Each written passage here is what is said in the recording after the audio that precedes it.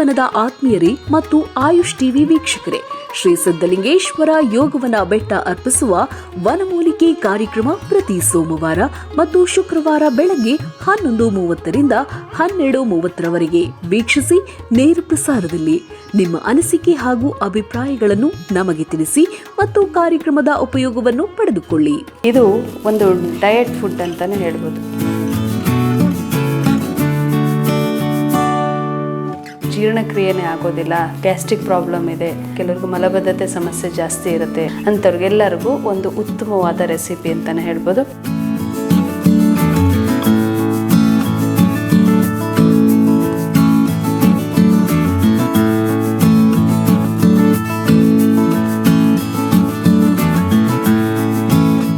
ನಮಸ್ಕಾರ ವೀಕ್ಷಕರೇ, ಅಡುಗೆ ಮನೆ ವೈದ್ಯ ಕಾರ್ಯಕ್ರಮಕ್ಕೆ ತಮಗೆಲ್ಲರಿಗೂ ಆತ್ಮೀಯವಾದಂಥ ಸ್ವಾಗತ. ಪ್ರತಿನಿತ್ಯದ ಸಂಚಿಕೆಯಂತೆ ಇವತ್ತೊಂದು ವಿಶೇಷವಾದ ಅಡುಗೆಯನ್ನು ತೊಗೊಂಡು ಬರ್ತಾ ಇದ್ದೀವಿ.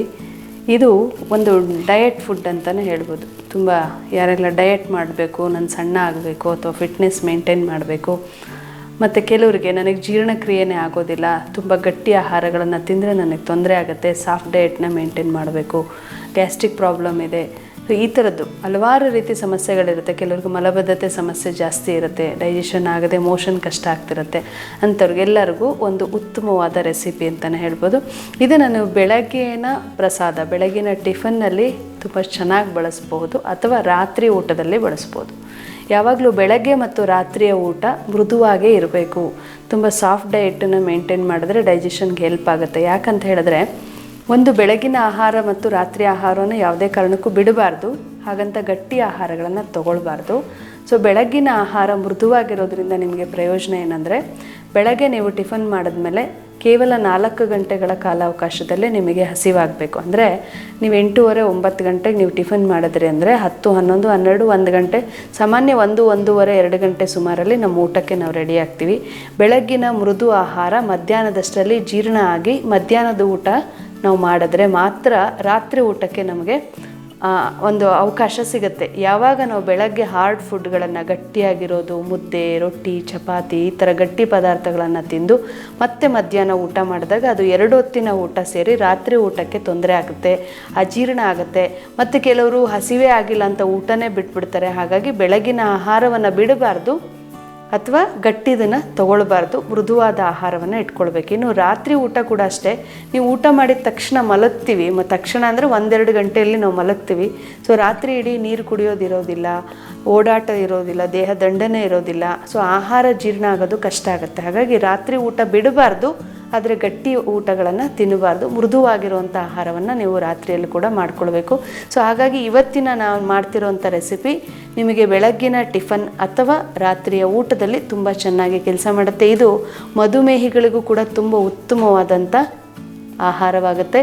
ಸೊ ಯಾರೆಲ್ಲ ಶುಗರ್ ಪೇಷಂಟ್ಸು ಚಪಾತಿ ತಿನ್ನಬೇಕು ಅಂತ ಹೇಳಿದರೆ, ಅನ್ನ ತಿನ್ನಬಾರ್ದು ನನಗೆ ಶುಗರ್ ಜಾಸ್ತಿ ಆಗುತ್ತಂತೆ ಅಂತ ಹೇಳಿ ಗೋಧಿ ಬಳಸ್ತಾ ನಿಮ್ಮ ಪಾದ ಉರಿ, ಮೈ ಉರಿ, ಕಣ್ಣುರಿ, ದೇಹದಲ್ಲಿ ಹೀಟ್ ಜಾಸ್ತಿ, ಉರಿ ಮೂತ್ರ ಬರುತ್ತೆ ಮತ್ತು ಮಲಬದ್ಧತೆ ಸಮಸ್ಯೆ ಆಗುತ್ತೆ, ತಲೆನೋವು ಜಾಸ್ತಿ ಬರುತ್ತೆ ಅಂತ ಯಾರೆಲ್ಲ ಹೇಳ್ತಿರಲ್ಲ, ಅವರೆಲ್ಲ ಚಪಾತಿ ಬಿಟ್ಟು ಈ ರೀತಿ ಆಹಾರವನ್ನು ನೀವು ಬಳಸ್ಕೊಳ್ಬೋದು. ಸೊ ನಾನಿಲ್ಲಿ ಮುಖ್ಯವಾಗಿ ಬಳಸ್ತಾ ಇರ್ತಕ್ಕಂಥ ಅಂಶ ಅಂತ ಹೇಳಿದ್ರೆ ಓಟ್ಸ್ ಮತ್ತು ಸಿರಿಧಾನ್ಯಗಳು.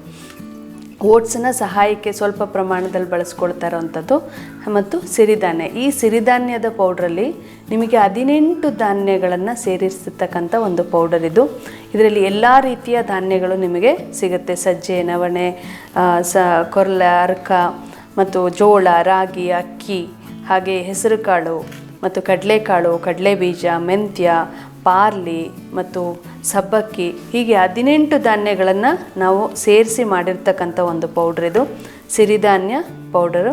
ಸೊ ಈ ಸಿರಿಧಾನ್ಯ ಪೌಡ್ರಿಂದ ನೀವು ದೋಸೆ ಮಾಡ್ಬೋದು, ಗಂಜಿ ಮಾಡಬಹುದು, ಉಪ್ಪಿಟ್ಟು ಥರ ಮಾಡ್ಕೊಳ್ಬಹುದು ಮತ್ತು ಮುದ್ದೆ ಕೂಡ ಮಾಡ್ಕೊಳ್ಬೋದು. ಸೊ ಎಲ್ಲ ಧಾನ್ಯಗಳು ಸೇರಿರ್ತಕ್ಕಂಥ ಒಂದು ಕಂಪ್ಲೀಟ್ ನ್ಯೂಟ್ರಿಷನ್ ಪೌಡರ್. ಇದನ್ನು ನೀವು ಯೋಗವನ ಬೆಟ್ಟದಿಂದ ಕೂಡ ತರಿಸ್ಕೊಳ್ಬಹುದು. ಅವಶ್ಯಕತೆ ಇದ್ದರೆ ನೀವೇ ಮಾಡ್ತೀರಾ ಅಂದರೆ ಖಂಡಿತವಾಗ್ಲೂ ಮಾಡ್ಬೋದು. ಇದರಲ್ಲಿ ಸೋಯಾ ಕೂಡ ಮಿಕ್ಸ್ ಆಗಿದೆ. ಯಾಕೆಂದರೆ 18 ಧಾನ್ಯಗಳನ್ನು ಈಗ ನಾನು ನೆನ್ಪಿಟ್ಕೊಂಡು ಹೇಳೋದು ಕಷ್ಟ ಆಗುತ್ತೆ. ಸೊ ಇದರಲ್ಲಿ ಸೋಯಾ ಕಾಳು ಕೂಡ ಮಿಕ್ಸ್ ಆಗಿರುತ್ತೆ. ಸೊ ಇಂಥ ಒಂದು ಸಿರಿಧಾನ್ಯದ ಪೌಡರ್ ಜೊತೆಗೆ ಓಟ್ಸನ್ನು ತೊಗೊಂಡಿದ್ದೀನಿ. ನಾನು ಈಗ ಮಾಡೋಕ್ಕೆ ಹೊರಟಿರೋದು ಓಟ್ಸ್ ಮತ್ತು ಸಿರಿಧಾನ್ಯದ ಪುಡಿಯನ್ನು ಸೇರಿಸಿ ಒಂದು ತೆಳ್ಳಗಿನ ಉಪ್ಪಿಟ್ಟು ರೀತಿ ಮಾಡ್ತಾಯಿದ್ದೀನಿ. ಇದಕ್ಕೆ ನೀವು ಬರೀ ಇದನ್ನೇ ಸಿರಿಧಾನ್ಯ ಪೌಡ್ರನ್ನೇ ತೊಗೊಳ್ಬೋದು, ಓಟ್ಸ್ ಇಷ್ಟ ಇಲ್ಲದೆ ಇರೋರು. ಸೊ ಸಿರಿಧಾನ್ಯ ಪೌಡ್ರನ್ನ ತೊಗೊಂಡಾಗ ಅದು ಗಂಜಿ ರೂಪದಲ್ಲಾಗುತ್ತೆ. ನಾವು ಗಂಜಿನ ಯಾವಾಗಲೂ ಸ್ವೀಟಾಗಿ ಮಾಡ್ಕೊಳ್ತೀವಿ, ಸೆಪ್ಪೆ ಅಥವಾ ಬೆಲ್ಲ ಹಾಕಿ ಮಾಡ್ತೀವಿ. ಆದರೆ ಇಲ್ಲಿ ನಿಮಗೆ ಖಾರ ಇರೋ ಥರ ಇರುತ್ತೆ. ಸೊ ಇದೊಂದೇ ಪೌಡ್ರನ್ನ ಬಳಸಿ ಮಾಡಿದಾಗ ಖಾರದ ಗಂಜಿ ಮಾಡ್ಕೊಂಡಂಗೆ ನಿಮಗೆ ಫೀಲ್ ಆಗುತ್ತೆ. ಸೊ ಉಪ್ಪಿಟ್ಟು ಥರ ಬೇಕಂದರೆ, ಯಾಕೆಂದರೆ ಸ್ವಲ್ಪ ತಿಕ್ನೆಸ್ ಇದ್ದರೆ ನಿಮಗೊಂದು 4 ಗಂಟೆಗಳ ಕಾಲ ಹಸಿವಾಗದೇ ಇರೋಂಗೆ ಮೇಂಟೈನ್ ಮಾಡ್ಬೋದು. ಹಾಗಾಗಿ ಈ ಪೌಡ್ರ್ ಜೊತೆಗೆ ಸ್ವಲ್ಪ ಓಟ್ಸನ್ನು ಕೂಡ ನಾನು ತೊಗೊಂಡಿದ್ದೀನಿ. ಸೊ ಇದಕ್ಕೆ ಏನೇನು ಬೇರೆ ಇಂಗ್ರೀಡಿಯೆಂಟ್ಸ್ಗಳನ್ನು ಆ್ಯಡ್ ಮಾಡ್ತಾ ಇದ್ದೀವಿ ಅಂತ ನೋಡೋಣ. ಸೊ ಇದೆರಡು ಮುಖ್ಯವಾದಂಥ ನಿಮ್ಮ ಆಹಾರ. ಇದಕ್ಕೆ ಬೇಕಾಗಿರುವಂಥದ್ದು ನಾನು ಹಲವಾರು ರೀತಿ ತರಕಾರಿಗಳನ್ನು ಬಳಸ್ತಾ ಇದ್ದೀನಿ. ಬೀನ್ಸು, ಕ್ಯಾರೆಟು ಮತ್ತು ಎಲೆಕೋಸು, ಕ್ಯಾಪ್ಸಿಕಮ್ ತೊಗೊಂಡಿದ್ದೀನಿ, ಹಾಗೆ ಗೆಡ್ಡೆಕೋಸು ತೊಗೊಂಡಿದ್ದೀನಿ, ಬಟಾಣಿ ತೊಗೊಂಡಿದ್ದೀನಿ ಮತ್ತು ಟೊಮೆಟೊ. ಇದೆಲ್ಲ ಮಾಮೂಲಿ ನೀವು ಉಪ್ಪಿಟ್ಟಿಗೆ ಹಾಕುವಂಥದ್ದು. ಈರುಳ್ಳಿ, ಟೊಮೆಟೊ, ಕೊತ್ತಂಬರಿ ಸೊಪ್ಪು, ಕರಿಬೇವು, ಒಣಮೆಣಸಿನ್ಕಾಯಿ. ಸೊ ಇಷ್ಟನ್ನು ಉಪಯೋಗಿಸ್ಕೊಂಡು ಒಂದು ಡಿಶನ್ನು ಮಾಡೋಣ. ಸೊ ಬೆಳಗ್ಗೆ ಅಥವಾ ರಾತ್ರಿಯ ಊಟಕ್ಕೆ ಇದು ತುಂಬ ಉಪಯುಕ್ತವಾಗ್ತಕ್ಕಂಥದ್ದು. ಸೊ ಬಾಣಲೆಯನ್ನು ಇಟ್ಟಿದ್ದೀನಿ. ಇದಕ್ಕೆ ಸ್ವಲ್ಪ ಪ್ರಮಾಣದಲ್ಲಿ ಎಣ್ಣೆ ಹಾಕೋಣ. ನಾನು ಎಣ್ಣೆ ಜಾಸ್ತಿ ಬಳಸೋದಿಲ್ಲ. ಈ ಎಣ್ಣೆ ಜೊತೆಗೆ ಸ್ವಲ್ಪ ತುಪ್ಪ ಕೂಡ ಹಾಕೋಣ. ಇದರಿಂದ ನಿಮಗೆ ಎಷ್ಟೋ ಜನಕ್ಕೆ ತುಪ್ಪ ಬಳಸಿದ್ರೆ ಫ್ಯಾಟ್ ಜಾಸ್ತಿ ಆಗುತ್ತೆ, ಕೊಲೆಸ್ಟ್ರಾಲ್ ಆಗುತ್ತೆ ಅನ್ನೋದೊಂದು ತಪ್ಪು ನಂಬಿಕೆ ಇದೆ. ಅದು ಹೋಗಲಿ ಅನ್ನೋದಕ್ಕೋಸ್ಕರ ಸೊ ಪ್ರತಿ ಊಟದಲ್ಲೂ 1 ಚಮಚ ತುಪ್ಪ ಯಾರು ಬಳಸ್ತೀರೋ ಅವರಿಗೆ ಕೊಲೆಸ್ಟ್ರಾಲ್ ಇರೋದಿಲ್ಲ. ಸೊ ನಾನು ಅರ್ಧ ಎಣ್ಣೆ ಮತ್ತು ಅರ್ಧ ತುಪ್ಪವನ್ನು ಬಳಸ್ತಾ ಇದ್ದೀನಿ. ನನ್ನ ಕೊಲೆಸ್ಟ್ರಾಲ್ ಅಂತ ನಾರ್ಮಲ್ಲಾಗಿ ಇದೆಯಪ್ಪ, ಯಾವ ಸಮಸ್ಯೆನೂ ಇಲ್ಲ. ಸೊ ಕೊಲೆಸ್ಟ್ರಾಲ್ ಪೇಷಂಟ್ ಕೂಡ ಇದನ್ನು ಮಾಡ್ಬೋದು. ಎಣ್ಣೆ ಕಾದ ನಂತರ ಒಗ್ಗರಣೆ ಹಾಕೋಣ. ಸಾಸಿವೆಯನ್ನು ಹಾಕ್ತಾಯಿದ್ದೀನಿ. ಸಾಸಿವೆಯಲ್ಲಿ ಔಷಧಿ ಗುಣ ಜಾಸ್ತಿ ಇದೆ, ನೋವು ನಿವಾರಕವಿದೆ, ಅದರಿಂದ ನೋವುಗಳು ಕಡಿಮೆ ಆಗುತ್ತೆ ಸಾಸಿವೆ ಎಣ್ಣೆಯನ್ನು ಬಳಸೋದ್ರಿಂದ. ಸ್ವಲ್ಪ ಬೆಳ್ಳುಳ್ಳಿಯನ್ನು ದೊಡ್ಡದಾಗೆ ತೊಗೊಂಡಿದ್ದೀನಿ ನಾನು. ನನಗೆ ಬೆಳ್ಳುಳ್ಳಿ ಹೀಗಿದ್ದರೆ ತಿನ್ನೋದಕ್ಕೆ ಇಷ್ಟ, ಅದಕ್ಕೆ ತೊಗೊಂಡಿದ್ದೀನಿ. ನಿಮಗೆ ಜಜ್ಜಿ ಹಾಕ್ತೀರಾ ಅಂದರೆ ಹಾಕ್ಕೊಳ್ಬೋದು, ಅಥವಾ ಕಟ್ ಮಾಡಿ ಕೂಡ ಬಳಸ್ಬೋದು. ನಾನು ಯಾಕೆ ಹಿಂಗೆ ಹಾಕಿದ್ದೀನಿ ಅಂದರೆ, ಇದು ಫ್ರೈ ಆದಾಗ ಅದು ಒಂದು ಫುಲ್ ಬೆಳ್ಳುಳ್ಳಿ ಸಿಕ್ಕರೆ ತುಂಬ ಟೇಸ್ಟ್ ಸಿಗುತ್ತೆ ತಿನ್ನಲಿಕ್ಕೆ. ಅದು ಕೆಲವ್ರಿಗಷ್ಟೇ ಇಷ್ಟ ಆಗುತ್ತೆ. ಆ ರೀತಿಯೇ ತಿನ್ನಬೇಕು ಕೂಡ ಬೆಳ್ಳುಳ್ಳಿನ. ಬೆಳ್ಳುಳ್ಳಿ ಬಳಸೋದ್ರಿಂದ ರಕ್ತ ಸಂಚಲನ ಚೆನ್ನಾಗಿರುತ್ತೆ, ಡೈಜೆಷನ್ಗೂ ಒಳ್ಳೆಯದು. ಸೊ ಕಡಲೆಬೇಳೆ ಹಾಕಿದ್ದೀನಿ, ಸ್ವಲ್ಪ ಉದ್ದಿನಬೇಳೆ. ಇದೆಲ್ಲ ಬಾಯಿಗೆ ಸಿಕ್ತಿದ್ರೆ ಅದು ಗರಿ ಗರಿಯಾಗಿರೋದು, ಕ್ರಿಸ್ಪಿಯಾಗಿ ಕಡಲೆಬೇಳೆ, ಉದ್ದಿನಬೇಳೆ ಎಲ್ಲ ಸಿಕ್ತಿದ್ರೆ ಟೇಸ್ಟ್ ಚೆನ್ನಾಗಿರುತ್ತೆ. ಸ್ವಲ್ಪ ಜೀರಿಗೆ ಹಾಕ್ಕೊಳ್ತಾ ಇದ್ದೀನಿ. ಪ್ರತಿ ಒಗ್ಗರಣೆಯಲ್ಲೂ ಜೀರಿಗೆಯನ್ನು ಬಳಸೋದು ಮರಿಬೇಡಿ, ಸ್ವಲ್ಪ ಹೆಚ್ಚಿಗೆ ಜೀರಿಗೆ ಇದ್ದರೂ ಒಳ್ಳೆಯದೇ.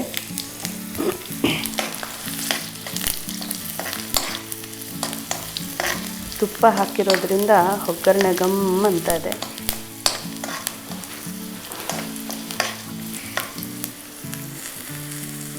ಕರಿಬೇವು ಹಾಕೋಣ. ಕರಿಬೇವನ್ನು ಯಾರೂ ತೆಗೆದಿಟ್ಟು ತಿನ್ನಬೇಡಿ ದಯವಿಟ್ಟು. ಸೊ ನಿಮ್ಮ ಊಟದಲ್ಲಿರೋ ಕರಿಬೇವು ತಿಂದ್ರೇ ನಿಮ್ದು ಎಷ್ಟೋ ಚರ್ಮ ಸಮಸ್ಯೆಗಳು, ಕೂದಲು ಸಮಸ್ಯೆಗಳು, ಕಣ್ಣಿನ ಸಮಸ್ಯೆಗಳನ್ನು ನೀವು ನಿವಾರಣೆ ಮಾಡ್ಕೊಳ್ಬೋದು.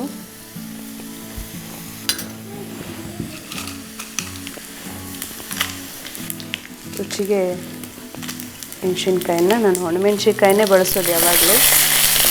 ಹಸಿರು ಮೆಣಸಿನ್ಕಾಯಿ ಒಳ್ಳೆಯದಲ್ಲ, ಅದು ಬರೀ ನೋಡಲಿಕ್ಕೆ ಅಂದ ಬಾಯಿಗೆ ರುಚಿ ಕೊಡುತ್ತೆ, ಆದರೆ ದೇಹಕ್ಕೆ ಒಳ್ಳೆಯದಲ್ಲ. ಸ್ವಲ್ಪ ಹಿಂಗನ್ನು ಬಳಸೋಣ.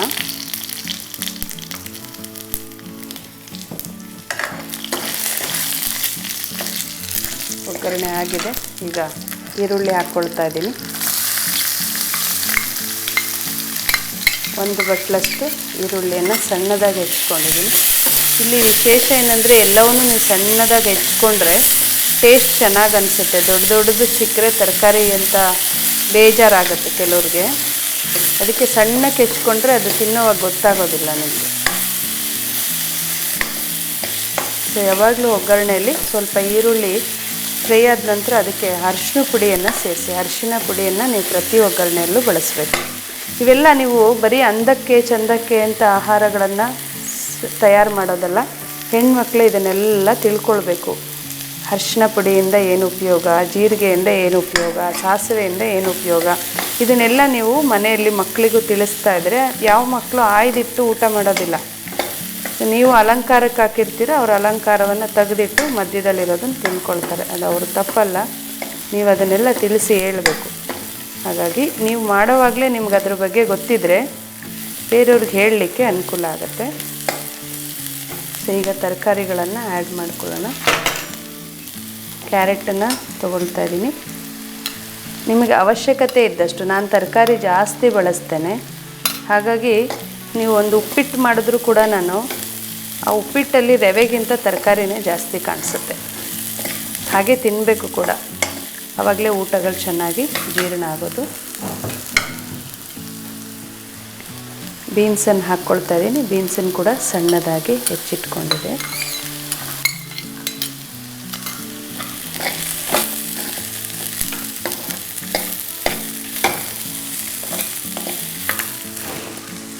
ಗೆಡ್ಡೆಕೋಸನ್ನು ಸಣ್ಣದಾಗಿ ಹೆಚ್ಚಿಟ್ಕೊಂಡಿದ್ದೆ. ಬಟಾಣಿ, ಹಸಿ ಬಟಾಣಿಯನ್ನು ತೊಗೊಂಡಿದ್ದೀನಿ. ಹಸಿ ಬಟಾಣಿ ಪ್ರೋಟೀನ್ಸ್, ತಿನ್ಬೋದು, ಎಲ್ಲರೂ ತಿನ್ಬೋದು, ಏನು ತಪ್ಪಿಲ್ಲ. ಈ ಒಣಗಿರೋ ಬಟಾಣಿಯನ್ನು ನೆನೆಸಿ ಚೆನ್ನಾಗಿ ಬರೀ ಅದನ್ನೇ ಮಾಡಿ ಈ ಮಸಾಲೆ ಪುರಿ ಪಾನಿಪುರಿಯಲ್ಲಿ ತಿಂತಿರಲ್ಲ, ಅದು ತಪ್ಪಾಗ್ತದೆ. ಈ ರೀತಿ ಆಹಾರಗಳಲ್ಲಿ ಹಸಿ ಬಟಾಣಿಯನ್ನು ಬಳಸಿದ್ರೆ ನಮಗೆ ಪ್ರೋಟೀನ್ಸ್ ಸಿಗುತ್ತೆ. ಸೊ ಬಳಸ್ಕೊಳ್ಬೋದು. ಸ್ವಲ್ಪ ಆಯಿಲ್ ಕಡಿಮೆನೇ ಇದೆ, ಬೇಕಂದರೆ ತುಪ್ಪ ಆ್ಯಡ್ ಮಾಡ್ಕೊಳ್ಳೋಣ, ಇಲ್ಲಾಂದರೆ ಅದು ಸಾಕದೆ. ಸ್ವಲ್ಪ ರುಚಿಗೆ ಉಪ್ಪನ್ನು ಹಾಕ್ಕೊಂಡ್ರೆ, ಫ್ರೈ ಮಾಡುವಾಗಲೇ ಉಪ್ಪು ಹಾಕಿದ್ರೆ ಸ್ವಲ್ಪ ತರಕಾರಿಯಲ್ಲಿ ಉಪ್ಪು ಹಿಡಿಯುತ್ತೆ. ಆವಾಗ ತರಕಾರಿ ತಿನ್ನೋವಾಗ ರುಚಿ ಸಿಗುತ್ತೆ. ಆನಂತರ ರುಚಿ ನೋಡಿ ಉಪ್ಪು ಹಾಕ್ಕೊಳ್ಬೋದು. ಇದು ಕೂಡ ಅಷ್ಟೇ, ತುಂಬ ಬೇಯಿಸೋ ಅವಶ್ಯಕತೆ ಇಲ್ಲ. ಈಗ ನೀವು ಫ್ರೈಡ್ ರೈಸ್ ಅಂತ ತಿಂತಿರಲ್ಲ ಹೋಟೆಲಲ್ಲಿ, ನ್ಯೂಡಲ್ಸು ಫ್ರೈಡ್ ರೈಸ್ ಅಂತೆಲ್ಲ, ಅದರಲ್ಲಿ ತರಕಾರಿ ಬೆಂದಿರುತ್ತಾ, ಸುಮ್ಮನೆ ಒಂದು ಸ್ವಲ್ಪ ಹಾಕ್ತಾರೆ, ಅದಕ್ಕೆ ಹಾಗೆ ರೈಸ್ ಹಾಕಿ ಫ್ರೈ ಮಾಡಿ ಕೊಡ್ತಾರೆ.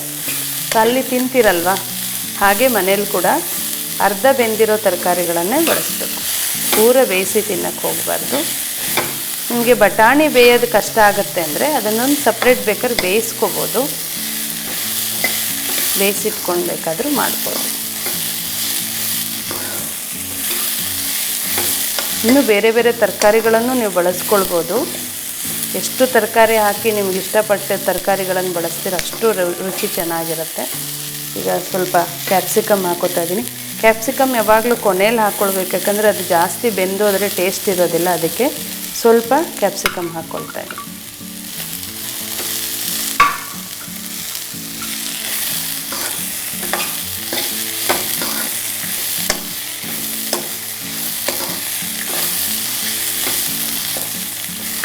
ಈ ಥರ ಇಷ್ಟೇ ಫ್ರೈ ಮಾಡಿದ್ರೆ ಇದೊಂದು ಪಲ್ಯ ಕೂಡ ಆಗುತ್ತೆ ನಿಮಗೆ, ಮಿಕ್ಸ್ ತರಕಾರಿಗಳ ಪಲ್ಯ.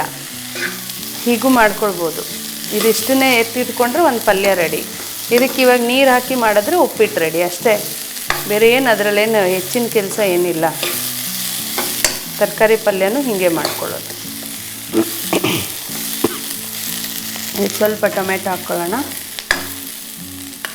ಉಪ್ಪಿಟ್ಟಿಗೆ ಸಾಮಾನ್ಯ ಟೊಮೊಟೊ ಹಾಕೋದಿಲ್ಲ, ಆದರೆ ಇದು ಓಟ್ಸ್ ಮತ್ತು ಇದನ್ನು ಸಿರಿಧಾನ್ಯ ಹಾಕಿರೋದ್ರಿಂದ ಇದೊಂದು ಟೊಮೆಟೊ ಇದ್ದರೆ ಒಂಥರ ಫ್ಲೇವರ್ ಚೆನ್ನಾಗಿರುತ್ತೆ. ಅದಕ್ಕೆ ಟೊಮೆಟೊ ಹಾಕ್ತಾರೆ. ಕೆಲವರು ಉಪ್ಪಿಟ್ಟು ಅಂದರೆ ನಿಂಬೆಹಣ್ಣು ಹಾಕ್ಕೊಳ್ತಾರೆ.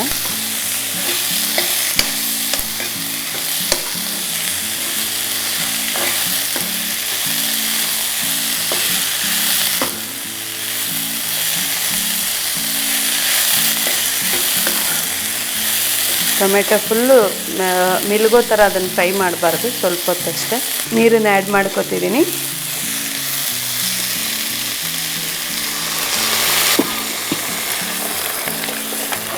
ಇದು ಗಟ್ಟಿ ಆದರೆ ಟೇಸ್ಟ್ ಚೆನ್ನಾಗಿರೋದಿಲ್ಲ.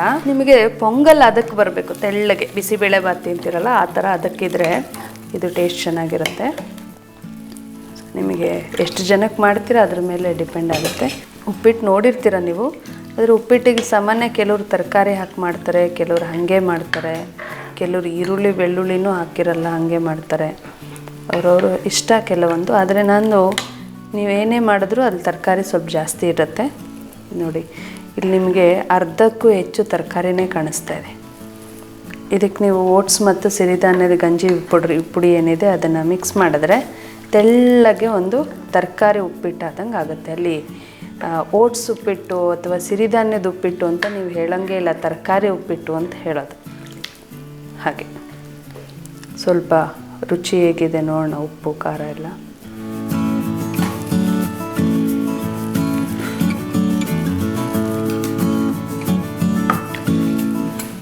ನೀರು ಹಾಕಿದ ನಂತರ ಒಂದ್ಸಲಿ ರುಚಿ ನೋಡಿ ಉಪ್ಪನ್ನು ಹಾಕ್ಕೊಳ್ಬೋದು. ಇದಕ್ಕೆ ಖಾರ ಕಡಿಮೆ ಅನಿಸಿದ್ರೆ ನೀವು ಸ್ವಲ್ಪ ಪೆಪ್ಪರ್ ಪೌಡ್ರ್ ಹಾಕ್ಕೋಬೋದು, ಅಥವಾ ನೀವು ಚಿಲ್ಲಿ ಪೌಡರನ್ನು ಬಳಸ್ಕೋಬೋದು, ಅಥವಾ ನಿಮ್ಮಲ್ಲೇ ಯಾವುದಾದ್ರೂ ಮಸಾಲ ಪೌಡರ್ಗಳು ಇಟ್ಕೊಂಡಿದ್ರು ಕೂಡ ಟೇಸ್ಟಿಗೆ ಹಾಕ್ಕೊಳ್ಬೋದು.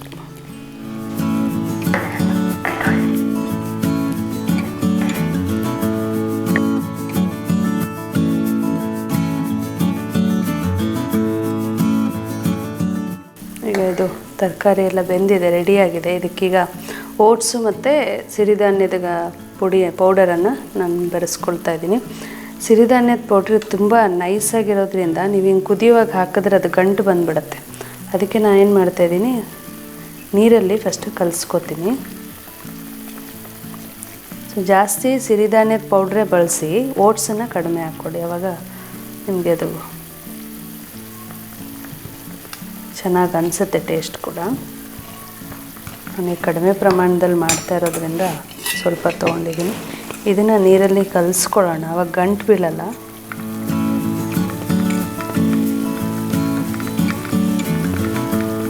ಗಂಜಿ ಮಾಡುವಾಗಲೂ ಅಷ್ಟೇ, ನೀವು ಕುದೀತಾ ಇರೋವಾಗ ಈ ಪೌಡ್ರ್ ಹಾಕಿದ್ರೆ ಗಂಜಿ ಎಲ್ಲ ಗಂಟು ಬೀಳುತ್ತೆ. ಆವಾಗ ನೀವು ಹಾಲಲ್ಲಿ ಕಲಿಸ್ಕೋಬೋದು ಗಂಜಿಗಾದರೆ. ನಾನಿದು ಖಾರ ಮಾಡ್ತಿರೋದ್ರಿಂದ ನೀರಲ್ಲಿ ಕಲಿಸ್ತಾ ಇದ್ದೀನಿ.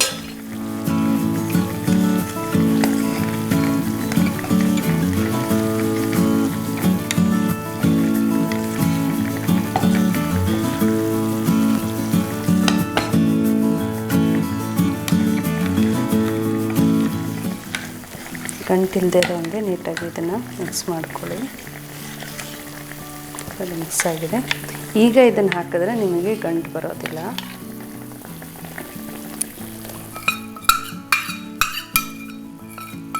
ಇದು ಸಿರಿಧಾನ್ಯಗಳ ಗಂಜಿ ಪೌಡ್ರ್ ಹಾಕಿರೋದು. ಬರೀ ಇದೊಂದನ್ನೇ ಹಾಕಿದ್ರೆ ನಿಮಗೆ ಅದು ಸುಮ್ಮನೆ ಗಂಜಿ ತೊಗೊಂಡಂಗೆ ಅನಿಸುತ್ತೆ. ಅದಕ್ಕೆ ಅದ್ರ ಜೊತೆಗೆ ಸ್ವಲ್ಪ ಓಟ್ಸ್ ಮಿಕ್ಸ್ ಮಾಡ್ತಿದ್ದೀನಿ. ಓಟ್ಸ್ ಏನು ಜಾಸ್ತಿ ಅವಶ್ಯಕತೆ ಇಲ್ಲ. ನಿಮಗೆ ಗಟ್ಟಿಯಾಗಿರ್ಬೇಕಂದ್ರೆ ಜಾಸ್ತಿ ಹಾಕ್ಕೊಳ್ಳಿ. ನನಗೆ ಗಟ್ಟಿ ಇಷ್ಟ ಆಗಲ್ಲ, ಅದಕ್ಕೆ ತರಕಾರಿ ಜಾಸ್ತಿ ಹಾಕಿ ತೆಳ್ಳಗೆ ಮಾಡ್ಕೊಳ್ತೀನಿ. ಅಷ್ಟೇ ಸಾಕಾಗುತ್ತೆ. ಸೊ ಇದು ಬೆಂದರೆ ಸ್ವಲ್ಪ ತಿಕ್ನೆಸ್ಸಿಗೆ ಬರುತ್ತೆ ನೋಡಿ. ಇದೇ ಕನ್ಸಿಸ್ಟೆನ್ಸಿ ಇರಬೇಕು. ಗಟ್ಟಿ ಆದರೆ ಅದೊಂಥರ ಜಾಸ್ತಿ ಏನು ಒಂಥರ ಅದು ಒಂದು 2-3 ಸ್ಪೂನ್ ತಿನ್ನೋಷ್ಟರಲ್ಲೇ ಅದು ಬೇಜಾರು ಅನಿಸ್ಬಿಡುತ್ತೆ ಗಟ್ಟಿ ಇದ್ದರೆ. ಸೊ ಹಿಂಗಿದ್ರೆ ಸ್ವಲ್ಪ ಸೂಪ್ ತೊಗೊಳ್ಳೋ ಥರನೂ ಫೀಲ್ ಆಗುತ್ತೆ. ಇದರಲ್ಲಿ ತರಕಾರಿ ಇರುತ್ತೆ, ಓಟ್ಸ್ ಇರುತ್ತೆ, ಸೊ ಚೆನ್ನಾಗಿ ಅನಿಸುತ್ತೆ. ನನಗೆ ಹೀಗೆ ಇಷ್ಟ. ನಿಮಗೆ ಗಟ್ಟಿ ಬೇಕಂದರೆ ನೀವು ಗಟ್ಟಿಯಾಗಿ ಮಾಡ್ಕೋಬೋದು. ಇದು ಚೆನ್ನಾಗಿ ಕುದ್ರೆ ಅದು ಗಟ್ಟಿ ಆಗುತ್ತೆ. ಸ್ವಲ್ಪ ಓಟ್ಸ್ ಬೇಯಲಿ ಸ್ವಲ್ಪ ಹೊತ್ತು. ಇದು ಒಂದು ಟಿಫನ್, ನಿಮಗೆ ಬೆಳಗಿನ ಟಿಫನ್, ಡಯಟ್ ಟಿಫನ್ ಅಂತ ಹೇಳ್ಬೋದು. ನೋಡಿ ಇದರಲ್ಲಿ ಎಷ್ಟು ನ್ಯೂಟ್ರಿಷನ್ ಸಿಕ್ತು ನಿಮಗೆ ಅಂತ. ಇದಕ್ಕೆ ನೀವು ಗೋಡಂಬಿಯನ್ನು ಕೂಡ ಹಾಕ್ಕೊಳ್ಬೋದು ಒಗ್ಗರಣೆಯಲ್ಲಿ. ಎಷ್ಟು ತರಕಾರಿಗಳಿದೆ. ಓಟ್ಸು ಸ್ವಲ್ಪನೇ ತಿಂತಾಯಿದ್ದೀವಿ, ಆದರೆ ತರಕಾರಿ ಜಾಸ್ತಿ ಇದೆ. ಈ ಥರ ಮಾಡಿ ನೋಡಿ, ಎಲ್ಲರಿಗೂ ಇಷ್ಟ ಆಗುತ್ತೆ. ಯಾರೆಲ್ಲ ತೂಕ ಇಳಿಸ್ಕೊಳ್ಬೇಕು ಅಂತಿದ್ರೆ ಅವರಿಗೆ ಮಾಡಿಸಿದಂಥ ಆಹಾರ ಇದು. ಜೊತೆಗೆ ಶುಗರ್ ಪೇಷಂಟಿಗೆ ಕೂಡ ತುಂಬ ಹೆಲ್ಪ್ ಆಗುತ್ತೆ. ರುಚಿಯಾಗೂ ಇರುತ್ತೆ. ಸೊ ಕೊನೆಯದಾಗಿ ಇದಕ್ಕೆ ಕೊತ್ತಂಬರಿ ಸೊಪ್ಪನ್ನು ಹಾಕ್ಕೊಳ್ಳೋಣ.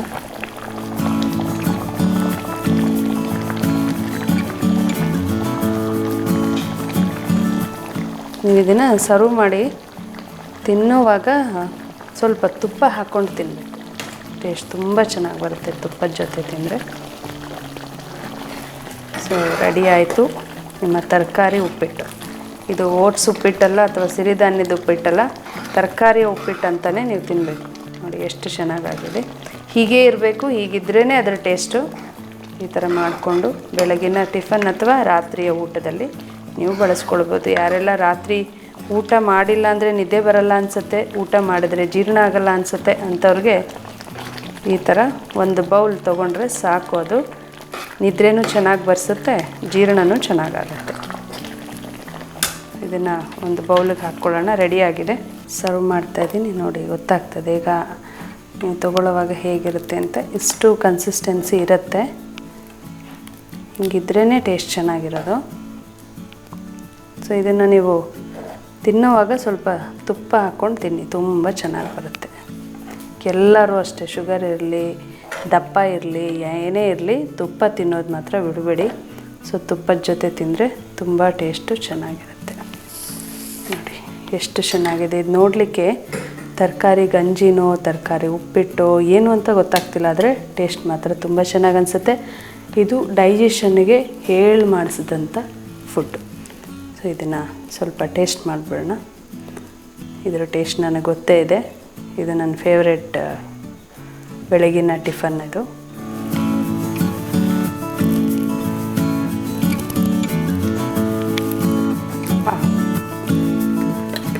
ಸೂಪರ್, ತುಂಬ ಚೆನ್ನಾಗಿದೆ. ಹಾಗಂತ ಇಷ್ಟೊಂದು ತಿನ್ನಬೇಡಿ, ಇದು ಒಂದು ಮೆಥಡಿಗೆ ನಾನು ಮಾಡಿ ತೋರಿಸಿರೋದು. ಇಷ್ಟು ತಿನ್ನೋಂಗಿಲ್ಲ, ಇದರಲ್ಲಿ ಅರ್ಧದಷ್ಟು ಅಷ್ಟೇ ತಿನ್ನಬೇಕು. ಅದ್ರ ಜೊತೆಗೆ ಸ್ವಲ್ಪ ಏನಾದರೂ ಹಣ್ಣು ಇಟ್ಕೊಳ್ಳಿ, ಇಲ್ಲ ಹಸಿ ತರಕಾರಿ ಇಟ್ಕೊಳ್ಳಿ ಇನ್ನೊಂದು ಸ್ವಲ್ಪ, ಅಥವಾ ಸೊಪ್ಪೇನಾದರೂ ತಿನ್ನೋದಾದ್ರು ತಿನ್ನಿ. ಸ್ವಲ್ಪ ಡ್ರೈ ಫ್ರೂಟ್ಸು ನೆನೆಸಿಟ್ಕೊಳ್ಳಿ, ಜೊತೆಲಿ ಒಂದು ಬೌಲ್ ತಿನ್ನಿ. ಈ ಥರದ್ದೇನಾದರೂ ಇದರ ಅರ್ಧದಷ್ಟು ಇದನ್ನು ತೊಗೊಂಡ್ರೆ ಇನ್ನು ಸ್ವಲ್ಪ ಸೈಡ್ಸಲ್ಲಿ ಹಣ್ಣು ತರಕಾರಿ ಏನಾದರೂ ಇಟ್ಕೊಳ್ಳಿ, ಆದರೆ ಪೂರ್ತಿ ಇದನ್ನೇ ತಿನ್ನಬೇಡಿ. ಸೊ ಇದೊಂದು ಬೆಳಗ್ಗೆ ಅಥವಾ ರಾತ್ರಿ ಸೇವನೆಗೆ ಸೂಕ್ತವಾದ ಆಹಾರ ಅಂತಲೇ ಹೇಳ್ಬೋದು. ಸೊ ವೀಕ್ಷಕರೇ, ಈ ಆಹಾರ ನಿಮಗೆ ತುಂಬ ಇಷ್ಟವಾಗಿದೆ ಅಂತಲೇ ಅನಿಸುತ್ತೆ. ಸೊ ಯಾರೆಲ್ಲ ಸಣ್ಣ ಆಗಬೇಕು, ಶುಗರ್ ಪೇಷಂಟ್ಸ್ಗಳಿಗೆ ಶುಗರ್ ಕಂಟ್ರೋಲ್ ಮಾಡ್ಕೊಳ್ಬೇಕು ಅಂತ ಇತ್ತು, ಅಂಥವ್ರಿಗೆ ಒಂದು ಉತ್ತಮವಾದ ಆಹಾರವನ್ನು ನಾನು ತಿಳಿಸ್ಕೊಟ್ಟಿದ್ದೀನಿ. ಇದೇ ರೀತಿ ಹೆಚ್ಚೆಚ್ಚು ನಿಮ್ಮ ಆರೋಗ್ಯಕ್ಕೆ ಬೇಕಾಗಿರ್ತಕ್ಕಂಥ ಊಟ ತಿಂಡಿ ಏನು ಮಾಡ್ಕೊಳ್ಬೋದು ಅನ್ನೋದನ್ನು ನಾನು ಹೀಗೆ ತಿಳಿಸ್ತಾ ಹೋಗ್ತೀನಿ. ಫಾಲೋ ಮಾಡ್ತಾಯಿರಿ, ಅದನ್ನೇ ನಿಮ್ಮ ಮನೆಯಲ್ಲೂ ಕೂಡ ಅಳವಡಿಸ್ಕೊಳ್ಳಿ. ನಿಮ್ಮಲ್ಲಾದಂಥ ಬದಲಾವಣೆಗಳನ್ನು ನಮಗೆ ತಿಳಿಸಿ. ಸೊ ಅದರಿಂದ ಸಾಕಷ್ಟು ಜನರಿಗೆ ಉಪಯೋಗ ಆಗುತ್ತೆ. ನೀವು ಕಾಲ್ ಮಾಡಿ ತಿಳಿಸೋದಕ್ಕಿಂತ ಕಮೆಂಟಲ್ಲಿ ತಿಳಿಸಿ, ಆವಾಗ ನಿಮ್ಮ ಕಮೆಂಟ್ಸನ್ನು ಸಾಕಷ್ಟು ಜನ ನೋಡ್ತಿರ್ತಾರೆ, ಅವ್ರಿಗೂ ಸ್ಫೂರ್ತಿ ಸಿಗುತ್ತೆ. ನಿಮ್ಮ ಅನುಭವವನ್ನು ಪ್ರತಿಯೊಬ್ಬರಿಗೂ ನೀವು ತಿಳಿಸ್ಬೇಕು. ಈ ರೀತಿಯ ಯಾವುದೇ ಕಾಯಿಲೆಗಳಿಗೆ ಮನೆಮದ್ದನ್ನು ನೀವು ಕಲಿಬೇಕು. ಈ ಒಂದು ವಿದ್ಯೆ ನಾನು ಕಲಿತು ಮನೆಗೆ ನಾನು ವೈದ್ಯರಾಗಬೇಕು. ಸಾಕಷ್ಟು ಸಮಸ್ಯೆಗಳು ನಮ್ಮ ಮನೆಯಲ್ಲಿದೆ, ನಾವು ದುಡ್ದಿದ್ದೆಲ್ಲ ಬರೀ ಹಾಸ್ಪಿಟ್ಲಿಗೆ ಕಟ್ಟೋದಾಗಿದೆ, ಪ್ರತಿನಿತ್ಯ ಒಂದಲ್ಲ ಒಂದು ಸಮಸ್ಯೆಗಳು ಅಂತ ಹೇಳಿದ್ರೆ 108 ಕಾಯಿಲೆಗೆ ತಾವೇ ವೈದ್ಯರಂತಕ್ಕಂಥ ಒಂದು ಮನೆಮದ್ದು ಪುಸ್ತಕ. ಯಾರಿಗೆ ಕಲೀಲಿಕ್ಕೆ ಆಸಕ್ತಿ ಇದೆ ಅವರಿಗೆ ಮಾತ್ರ ಇದು ಸೂಕ್ತವಾದಂಥ ಪರಿಹಾರ ಆಗುತ್ತೆ. ಆಸಕ್ತಿ ಉಳ್ಳಂಥವರು ಈ ಪುಸ್ತಕವನ್ನು ತರಿಸ್ಕೊಳ್ಬೋದು. ಈ ಪುಸ್ತಕದಲ್ಲಿ 108 ಕಾಯಿಲೆಗಳಿಗೂ ಹೆಚ್ಚು ಮನೆಮದ್ದುಗಳನ್ನು ನೀವು ನೋಡ್ತೀರಾ. ಒಂದು ಕಾಯಿಲೆಗೆ 20 ರಿಂದ 30 ಮನೆಮದ್ದುಗಳಿರುತ್ತೆ. ಆ ಕಾಯಿಲೆಯ ವಿವರಣೆಯನ್ನು ಸಂಪೂರ್ಣವಾಗಿ ಕೊಟ್ಟಿರ್ತಾರೆ, ಕಾಯಿಲೆಯ ಮೂಲವನ್ನು ಕೊಟ್ಟಿರ್ತಾರೆ, ಜೊತೆಗೆ ಯಾವ ಹಣ್ಣು ತರಕಾರಿಗಳು, ಯಾವ ಯೋಗ ಮುದ್ರೆಗಳು, ಯಾವೆಲ್ಲ ಆಹಾರ ಪದ್ಧತಿಗಳು ಮತ್ತು ಯೋಗಾಸನಗಳು ಪ್ರತಿಯೊಂದನ್ನು ನೀವು ಈ ಪುಸ್ತಕದಲ್ಲಿ ನೋಡ್ಬೋದು. ಇದನ್ನೇನಾದರೂ ನೀವು ಸರಿಯಾದ ರೀತಿ ಬಳಸ್ಕೊಂಡು ಅಧ್ಯಯನವನ್ನು ಮಾಡಿದ್ದೇ ಆದರೆ ಖಂಡಿತವಾಗ್ಲೂ ನೀವು ಒಬ್ಬ ವೈದ್ಯ ಆಗಲಿಕ್ಕೆ ರೆಡಿ ಆಗ್ತೀರಾ. ಸೊ ಈ ಒಂದು ವೈದ್ಯಕ್ಕೆ ಯಾವುದೇ ವಿದ್ಯಾರ್ಹತೆ ಡಿಗ್ರಿ ಆಗಿರಬೇಕು ಅನ್ನೋ ಅವಶ್ಯಕತೆ ಇಲ್ಲ. ನಿಮಗೆ ಓದಕ್ಕೆ ಬಂದಿಲ್ಲ ಅಂದರೂ ಮನೆಯವ್ರ ಕೈಲಿ ಓದಿಸ್ಕೊಂಡಾದರೂ ನೀವು ಒಬ್ಬ ವೈದ್ಯರಾಗ್ಬೋದು. ಆದರೆ ಆಸಕ್ತಿ ಬೇಕು, ಅದನ್ನು ಮಾಡುವಂಥ ಒಂದು ವ್ಯವಧಾನ ಬೇಕಾಗುತ್ತೆ. ಅದನ್ನು ಕಲಿತ್ರೆ ನಿಜವಾಗ್ಲೂ ಪುರಾತನ ಕಾಲದ ನಾಟಿ ವೈದ್ಯರು ನೀವೇ ಆಗ್ಬೋದು. ಸೊ ಇಂಥ ಒಂದು ಪುಸ್ತಕವನ್ನು ನೀವು ಯೋಗವನ ಬೆಟ್ಟದಿಂದ ತರಿಸ್ಕೊಳ್ಬೋದು. ಇದೇ ರೀತಿಯಾದಂಥ ಸಾಕಷ್ಟು ಮನೆ ಔಷಧಿಗಳು, ಆಹಾರ ಪದ್ಧತಿಗಳನ್ನು ತಿಳಿಸುವಂಥ ಪ್ರಯತ್ನ ನಾನು ಮಾಡ್ತೀನಿ. ಅದನ್ನು ಅನುಸರಿಸ್ತಾ ನಿಮ್ಮ ಆರೋಗ್ಯವನ್ನು ನೀವು ಕಾಪಾಡ್ಕೊಳ್ಬೋದು. ನಮಸ್ಕಾರ.